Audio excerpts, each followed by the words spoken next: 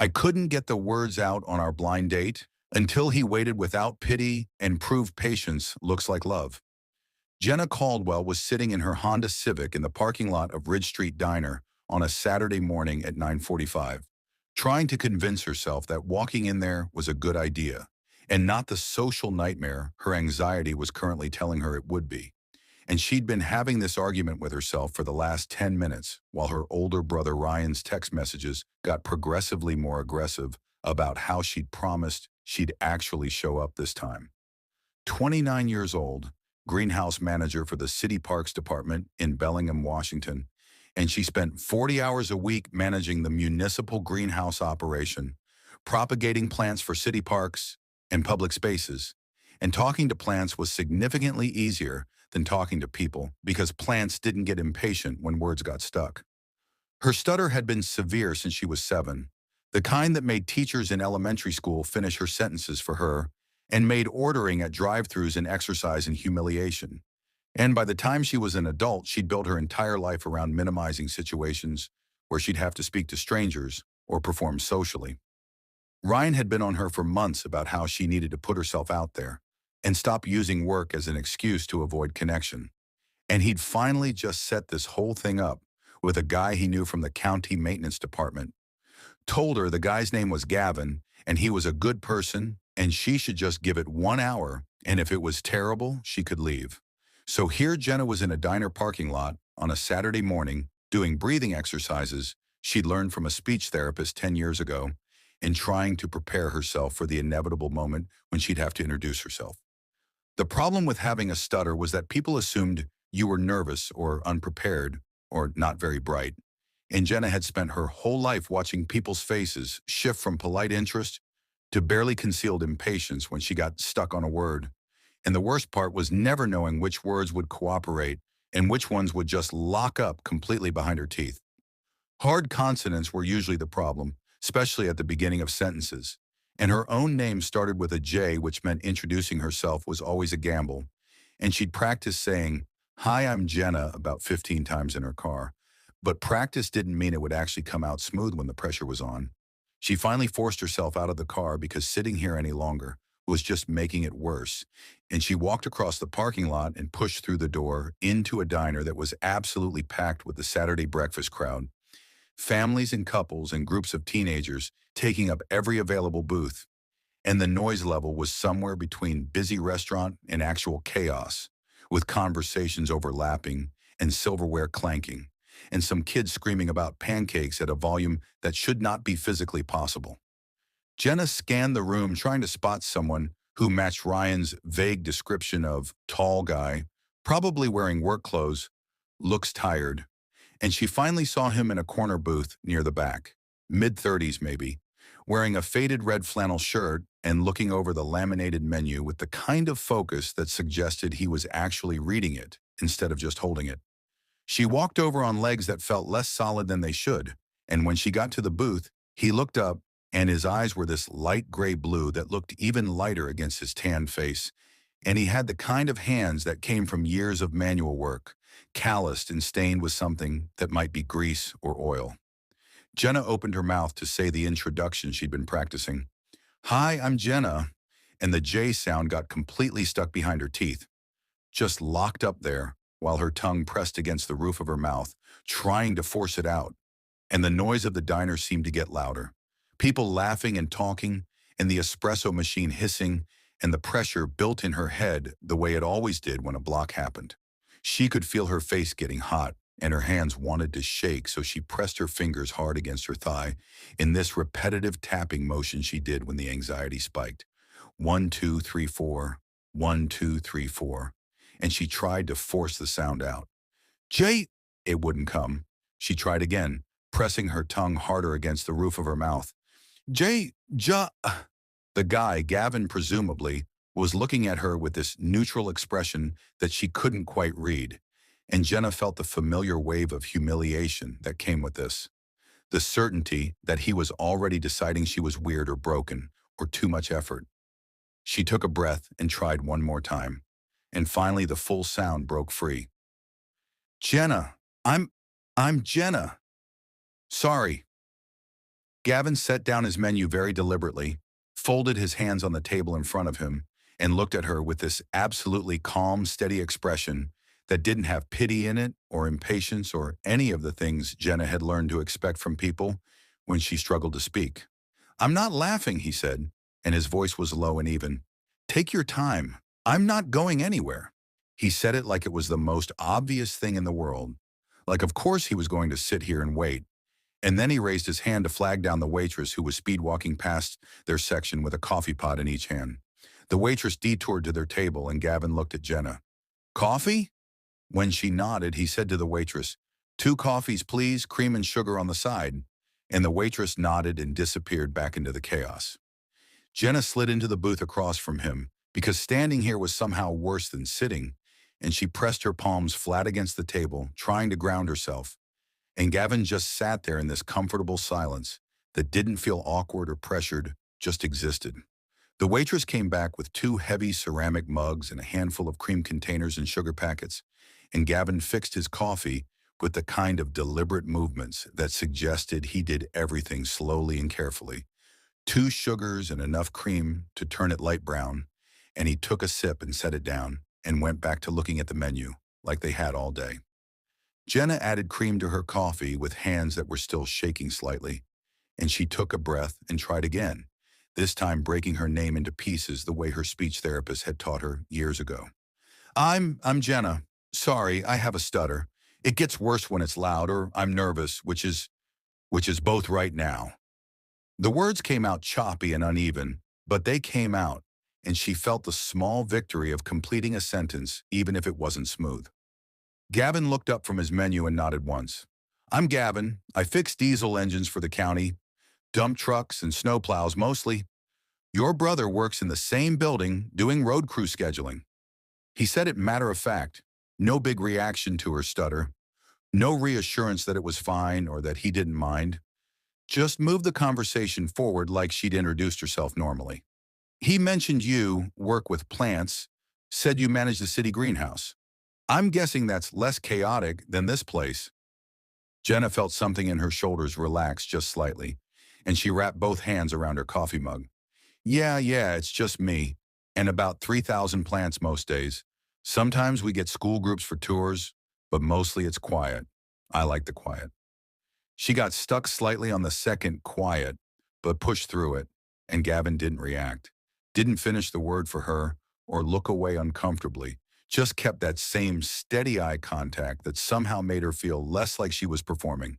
They sat there for another few minutes in silence that should have been awkward, but wasn't, and Jenna found herself actually looking at him instead of staring at her coffee, noticing things like the small scar above his left eyebrow and the way his flannel shirt had been washed so many times the red had faded to almost pink in places, and the fact that his hands were wrapped around his coffee mug the same way hers were, like they both needed something to hold on to.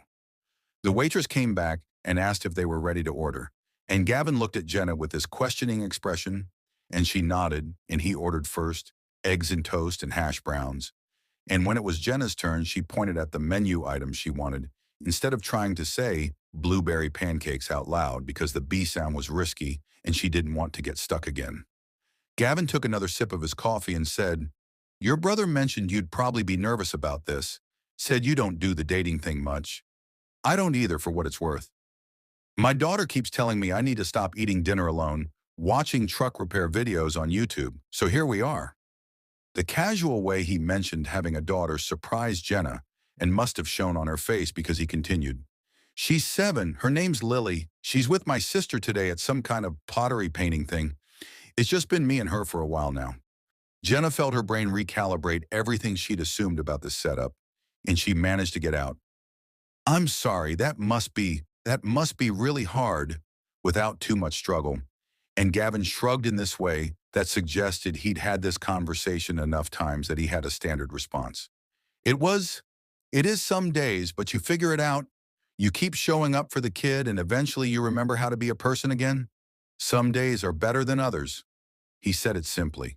No drama or plea for sympathy, just stating facts. And Jenna appreciated that more than she could articulate. Their food arrived, and they ate in this companionable quiet. And Gavin didn't try to fill every silence with small talk, didn't ask rapid-fire questions that would require Jenna to navigate multiple responses. He just ate his eggs and occasionally made a comment about how the hash browns were better than he expected, or asked if she wanted more coffee when the waitress came around with refills. About halfway through her pancakes, Jenna felt brave enough to ask, "What's it like fixing diesel engines? I don't know anything about mechanical stuff." And she only got stuck once on mechanical. But Gavin waited it out without jumping in. It's problem solving mostly. Something's broken and you figure out why and you fix it. Lots of troubleshooting and getting covered in oil. But there's something satisfying about taking something that doesn't work and making it functional again, Gavin said, and he was cutting his toast into precise squares while he talked. Winter's the busy season because the snow plows get run hard and stuff breaks. Summer's slower, more maintenance than emergency repairs. Pay's decent and the hours are predictable, which matters when you've got a kid. He looked up at Jenna. What about greenhouse work? Is it like gardening or more scientific? Jenna set down her fork and wrapped her hands around her coffee mug again, because holding something helped her talk. It's both. We propagate plants for all the city parks and public plantings. So there's scheduling and planning and knowing what grows well in different conditions. But it's also just physical work, repotting and watering and dealing with pests. I like that it's mostly just me and the plants. They don't care if I talk smooth or not. She said it without thinking, and then realized she'd just called attention to her stutter again. But Gavin's expression didn't change. Makes sense. I'm better with engines than people most days. People are complicated and unpredictable. Engines are just mechanical problems with mechanical solutions, Gavin said, and he drained the last of his coffee. Lily's the opposite. She's all people all the time, makes friends everywhere. I don't know where she gets it from because her mom was quiet too, but I'm learning to follow her lead. He said it with this small smile that made him look younger and less tired, and Jenna felt something warm unfold in her chest that might have been the beginning of actual comfort. They finished breakfast, and Gavin paid for both of them before Jenna could offer to split it. And when they walked out to the parking lot, the morning had warmed up enough that the frost on the car windows was melting, and they stood there between their vehicles in that awkward transition moment where first dates either extend or end. Gavin pulled out his phone and handed it to Jenna.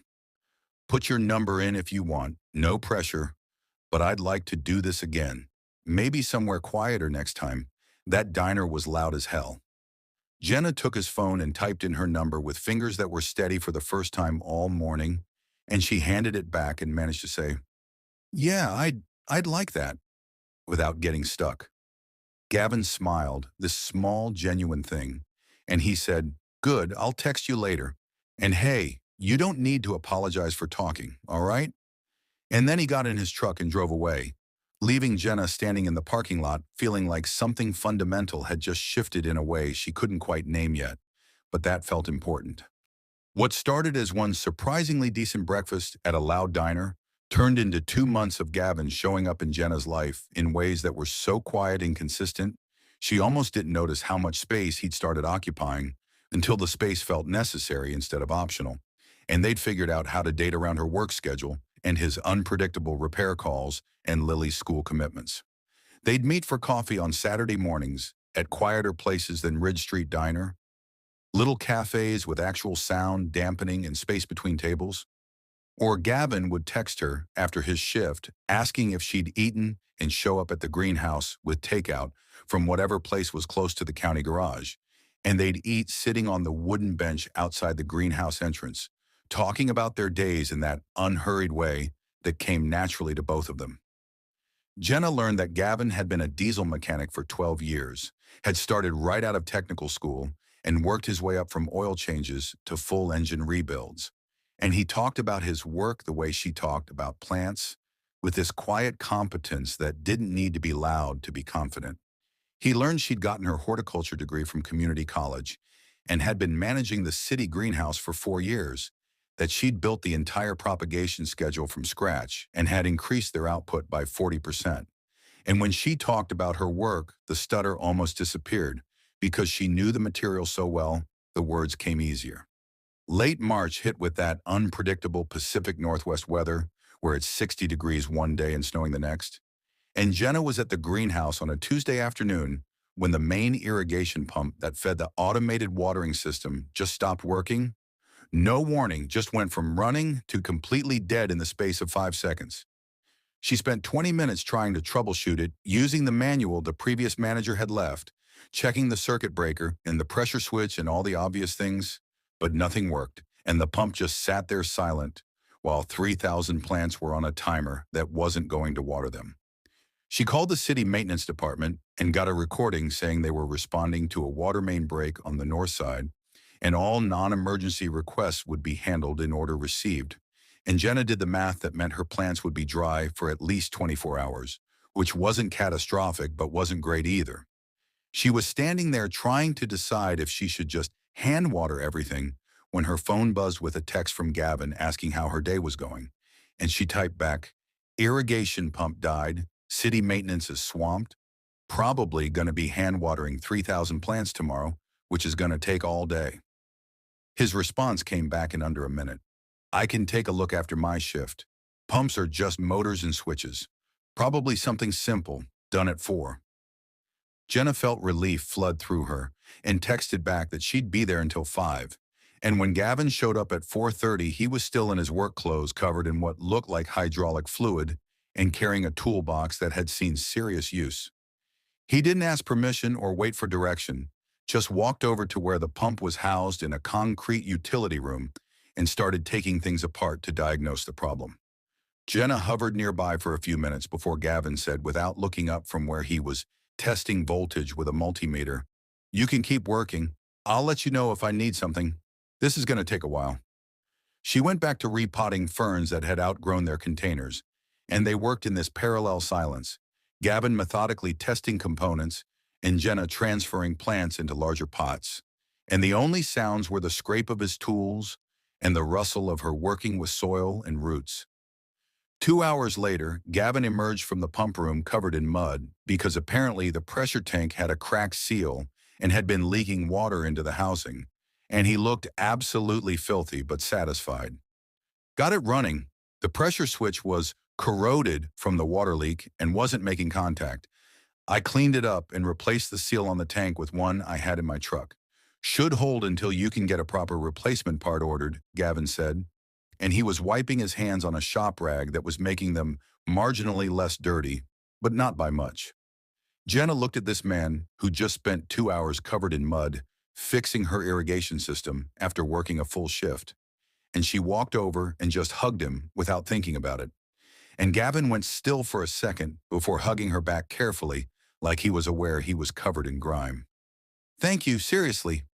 You just saved me probably 2 full days of manual watering," Jenna said into his shoulder, and Gavin's voice was quiet when he responded. "You're welcome. That's what people do when they care about each other. They show up and fix stuff." They stood there for another moment before Jenna pulled back and Gavin looked down at himself. "I should probably go home and shower. I'm pretty disgusting right now, but hey, you want to come over for dinner this weekend? Lily's been asking when she gets to meet you. Figured maybe Saturday?" Jenna felt her anxiety spike immediately at the idea of meeting Gavin's daughter, but she also had been curious about this kid who apparently made friends everywhere and kept telling her dad to stop eating alone. Yeah, I'd like that. What time?" They settled on 5 on Saturday and Gavin left to go shower, and Jenna stayed late testing the irrigation system and thinking about how he'd shown up without being asked and fixed something that wasn't his responsibility because she'd needed help. Saturday came, and Jenna showed up at Gavin's house at 5 on the dot, carrying a potted succulent arrangement she'd made that morning because showing up empty-handed felt wrong. And Gavin answered the door in jeans and a clean flannel shirt and introduced her to Lily, who was 7 years old with dark hair and 2 braids, and her dad's gray-blue eyes and an expression of intense curiosity. "Hi, I'm Lily. Dad says you grow plants for the whole city. That's so cool. Can you grow Venus flytraps? My friend Marcus has one, and it's awesome," Lily said all in one breath. And Jenna felt herself relax slightly because at least the kid was doing most of the talking. Dinner was spaghetti that Gavin had clearly stress cooked based on the amount he'd made, enough to feed about 8 people instead of 3. and Lily talked nonstop about school and her friends and a science project that was due in 2 weeks that she hadn't started yet. During a lull in Lily's monologue, Gavin mentioned quietly that Lily's mom had passed away when she was 3, said it simple and direct the way he said most things, and Jenna just nodded and said, "I'm sorry," and they moved on because it was information, not a plea for sympathy. I have to do something about ecosystems, and I don't even know what that means. Mrs. Patterson said we could do anything as long as it shows we understand how things live together. And I don't have any ideas, and everyone else already picked theirs, Lily said. And she was pushing pasta around her plate with this worried expression that Gavin clearly recognized because he reached over and squeezed her shoulder. "We'll figure something out, Bug. You've still got 2 weeks. That's plenty of time," Gavin said. But Lily didn't look convinced, and Jenna found herself speaking up before she'd really thought it through. You could build a terrarium. It's like a tiny ecosystem in a glass jar, shows the water cycle and how plants and soil work together. It's pretty easy to make, and it looks cool. Lily's whole face lit up. "Can you show me how? Like, actually teach me? Dad's good at building stuff, but he kills every plant he touches." Gavin made an offended sound but didn't deny it, and Jenna smiled and said she could bring Lily to the greenhouse tomorrow if that worked. Sunday afternoon, Jenna met Gavin and Lily at the municipal greenhouse, and she'd prepped materials ahead of time: a large glass jar, and activated charcoal and potting soil, and small ferns and moss and decorative rocks.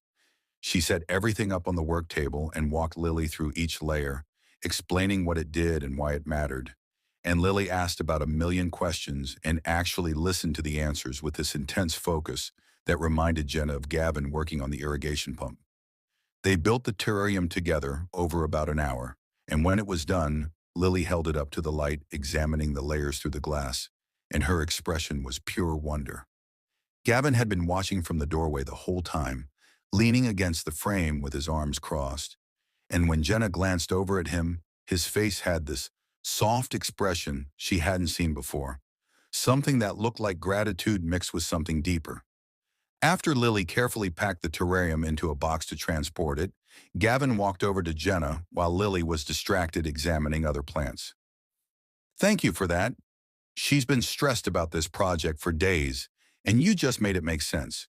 You're really good with her." Jenna felt warmth spread through her at the compliment, and she managed to say, "She's a good kid, easy to teach," without stumbling over the words. 2 weeks later was the elementary school science fair on a Friday evening, and Gavin had texted Jenna asking if she wanted to come support Lily. And even though the idea of a crowded school gymnasium made Jenna want to hide in her greenhouse forever, she'd said yes because Gavin had been sending her updates from Lily about the terrarium all week. The gym was absolutely packed with parents and siblings and teachers, rows of tables with poster boards and experiments, and projects ranging from baking soda volcanoes to actual working circuits, and the noise level was overwhelming. Conversations bouncing off the high ceilings, and kids running everywhere, and the PA system crackling with announcements. Jenna found Gavin and Lily at table 17. Lily was standing next to her terrarium display, looking nervous but proud, and Gavin waved Jenna over. They stood there while teachers and other parents circulated through the tables, and Lily explained her project to probably 15 different people, getting more confident each time, and Jenna felt proud watching her.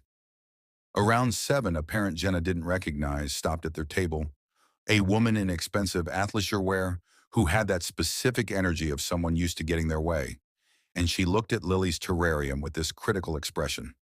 "So explain the water cycle component to me. How does this demonstrate evaporation and condensation?" the woman said. And it wasn't really a question, it was more like a test. And Lily started to explain, but got a little confused on the terminology. Jenna stepped in to help because she could see Lily getting flustered. The water in the soil evaporates from the heat and light, rises to the top of the jar, condenses on the glass, and then drips back down to the soil. It's a closed system, so the water keeps cycling. She got stuck hard on condenses and had to push through it, and by the time she got to cycling, the words were coming out choppy and uneven, and the pushy parent was looking at her with barely concealed impatience, her eyes flicking to her phone. The woman made this little impatient sound in her throat. "Okay, thanks," she said in a tone that wasn't thankful at all, and she moved to the next table before Jenna finished her sentence. Jenna stood there feeling like she'd been slapped, and when she looked at Lily, the girl's face was red, and she looked embarrassed, and Gavin's jaw was clenched so tight Jenna could see the muscle working. Jenna managed to say, "I'm gonna get some air." And she walked out of the gym into the empty hallway and just stood there breathing and trying not to cry because she just humiliated Lily at her science fair and confirmed every fear she'd ever had about being a burden. She stayed out there for 10 minutes before Gavin came looking for her, and when he found her, she was sitting on the floor with her back against the lockers. "You okay?" he asked, and Jenna shook her head because lying seemed pointless. "I'm sorry, I embarrassed Lily in there. That parent looked at me like I was broken, and I saw Lily's face. She looked mortified. I shouldn't have tried to help." Gavin sat down next to her on the floor. "Lily wasn't embarrassed by you. She was embarrassed because that parent was being rude. There's a difference. She actually asked where you went and said she wanted to thank you for explaining it." But Jenna couldn't shake the image of Lily's red face and the way the parent had dismissed her completely. And that night, after Gavin dropped her off at her car, she sat in the parking lot and typed out a text she'd been composing in her head for the last 2 hours. "I can't do this, Gavin. Lily deserves a normal role model who doesn't embarrass her in public. She's at an age where social stuff matters, and I'm just going to make things harder for her. I'm sorry, but we need to stop seeing each other."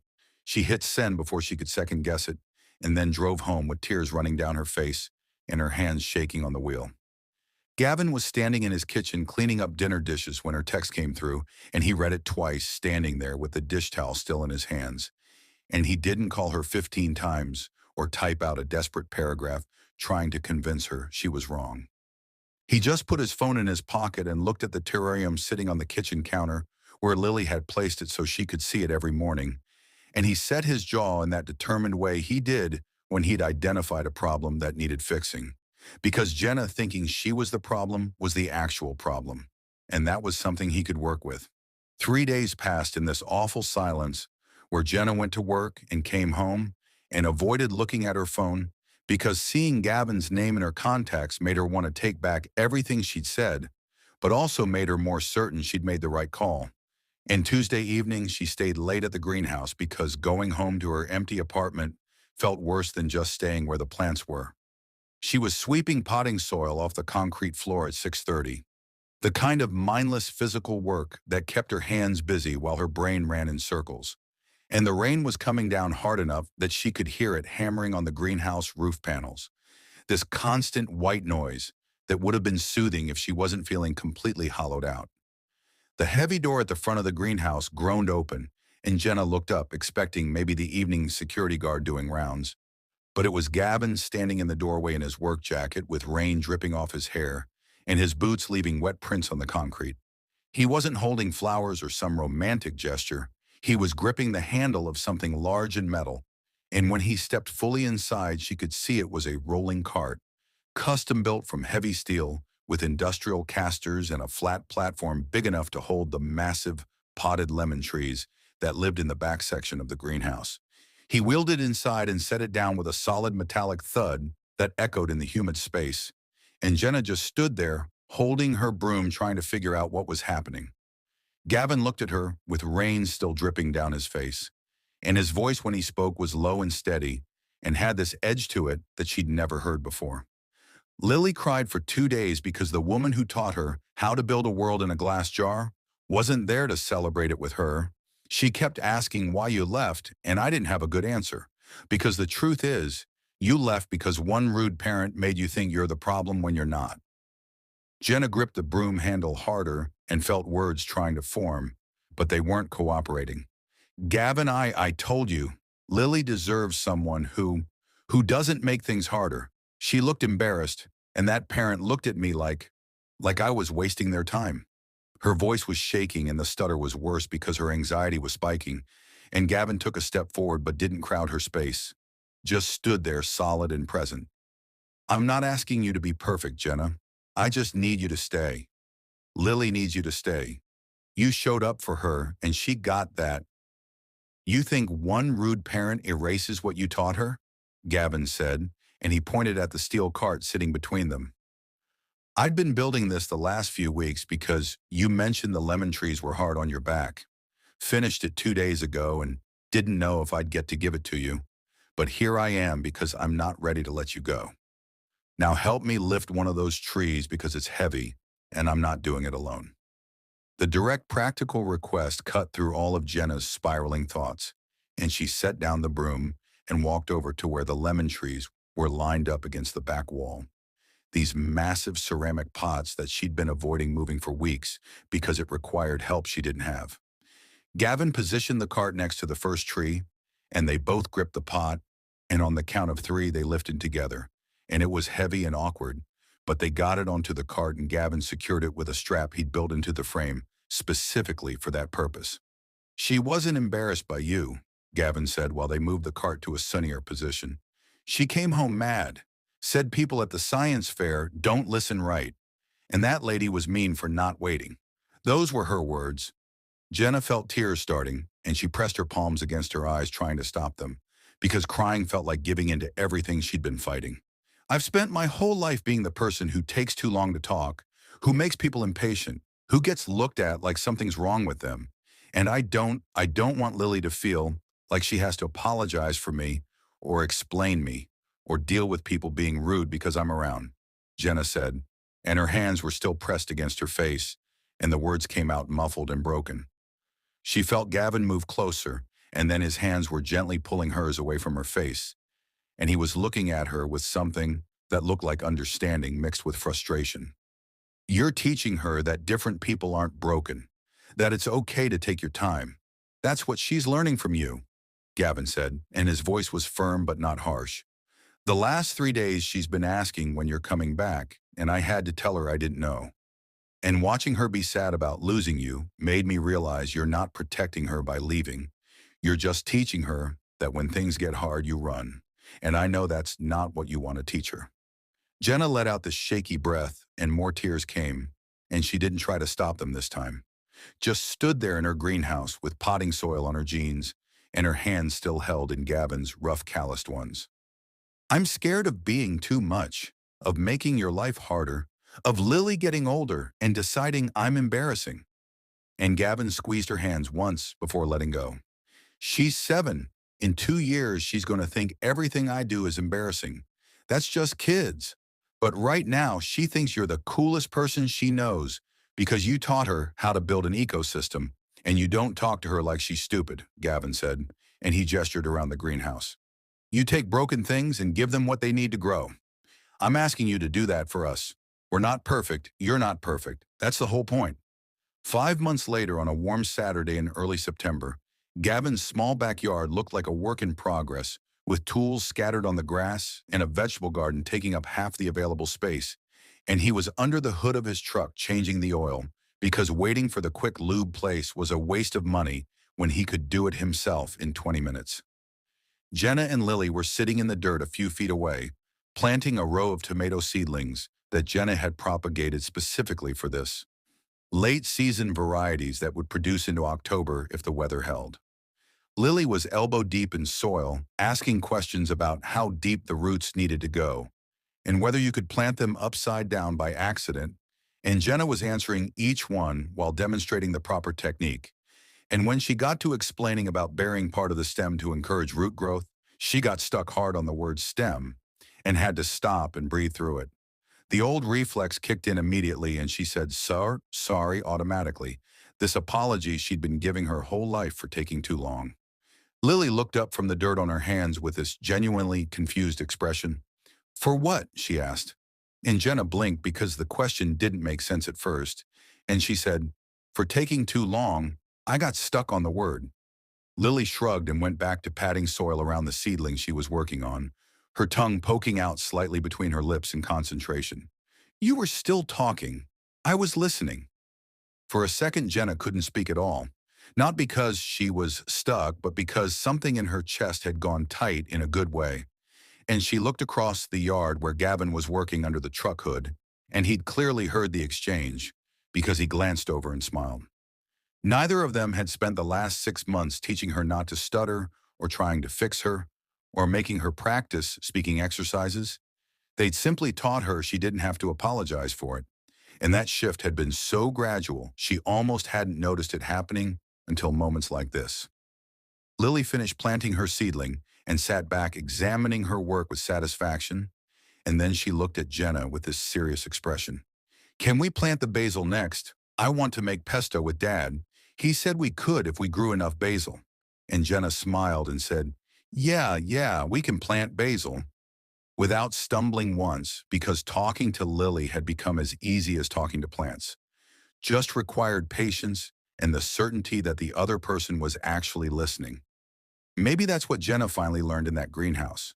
The world will always have impatient people. There will always be someone checking their phone, finishing your sentence, or deciding they don't have time to listen. But the people who truly matter don't measure your worth by how quickly you speak. They measure it by who you are when the words finally come. Gavin never needed Jenna to be flawless. Lily never needed her to be faster. They just needed her to stay.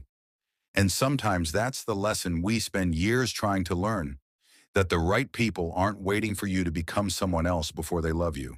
They're already choosing you exactly as you are. If this story touched something in your heart today and you need a little more healing, comfort, or hope right now, click on the story that's on your screen. We'll meet you there.